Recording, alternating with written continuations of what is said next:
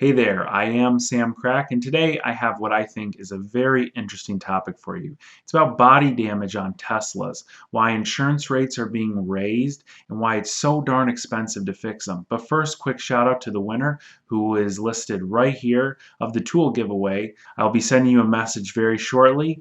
And please, guys, stay notified of new videos because I've got a bundle of more stuff and you could be entered to win in the next giveaway. So let's get right into it. I saw this Tesla right here, a 2015 P85D at the auction over the weekend. Now, the P85D, for those of you know, in 2015, this was the highest end Model S that you could buy. This is the performance model with the dual motor. And these cars were very expensive. I think they range from about $120,000 to $150,000 depending on options. Now here they have the cash value of this car at around $94,000. Now, if you watch my past videos, you know that I always take the cash value for granted because I believe it's there to get you excited about the auction and bid a higher number. However, Teslas are notorious for holding their resale value, so this is probably fairly accurate. However, I noticed this was also a car from the insurance company State Farm Group Insurance, which is always a good sign when you're buying cars. Now, I looked at the photos and I was wondering what could be wrong. Now, if you look, it says that on the right side and the left front is where our major damage points are. In the first photo, which is not very large, you can see there's a little bit of what looks like scratching and maybe some dents right on the edge of this door and quarter panel. Now, if we go around to the rest of the photos, we see that the rest of the car looks in very good shape. Even though it says that the left front was hit, this is the corner of the left front. While there might be some scratches we're not able to see in these photos, it's probably something very minor. We continue looking through and the rest of the car looks to be in excellent condition. No airbags were deployed. It says the engine image is not available because in these cars when you pop the hood, the engine is not there. It's concealed and it's hidden because an electric motor. So basically we have here a very good Tesla Model S P85D that carries a salvage title because of what appears to be this damage here. A little bit of quarter panel and a little bit of door damage. Now we'll go down, I'll show you here 16,000 miles and all of the airbags are intact. Now, let's take a look at this damage one more time. This damage right here is under the estimated repair costs of $34,226. This right here, $34,226 at a very high-end repair shop. If this were a special paint, to me, looks to be about a maximum total of around $2,000. But they're estimating at $34,226. I'm going to tell you why I think they're estimating it at $34,226, but why it's more likely that they're charging that much and they can get away with it. But we'll see for how long. So this damage reminded me of an article I saw a few years ago, and I searched it and I found the article. And the article was titled, "This is what $30,000 of damage looks like on a Tesla Model S." This article and all other articles I reference in this video, I'll link below. So right here, it's showing damage again on the door and the quarter panel, and also a flat tire and some curbing on the wheels. And the long story of this article is damage on Teslas are very expensive, and this photo was written up for, or this damage from this photo and this specific car was written up for $30,000. So today, which is June 5th of 2017, a lot of other articles popped up regarding AAA raising insurance premiums on Tesla owners. So they know what's going on here, that these Teslas cost a substantial amount more to fix than your traditional any other car.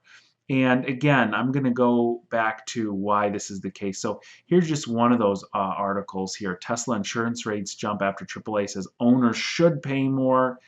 Here's one right here, again about AAA. These all came out today, and this one is kind of defending Tesla, saying they might have to pay higher insurance rates based on weird data. Now, I don't know that the data is that weird. This is cut and dry. This is a salvaged Tesla Model S P85D. Again, the highest end Tesla that was produced in 2015, with a little bit of damage to the quarter panel and a little bit of damage to the door.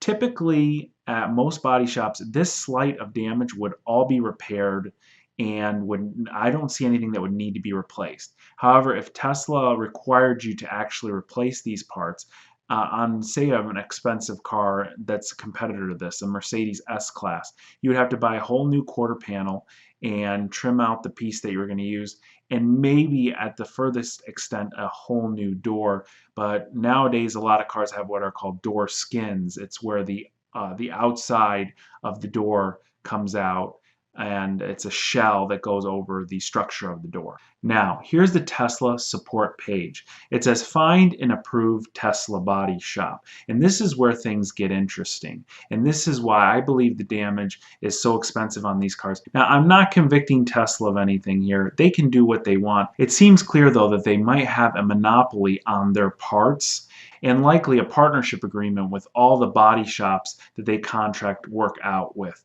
One of the main reasons I've heard that you have to get work done at a Tesla authorized body shop is that these cars have so many sensors in them, and a lot of them are proximity sensors, that if your car isn't even repainted correctly, and we all know that when we're doing body work, a lot of fillers and things are used.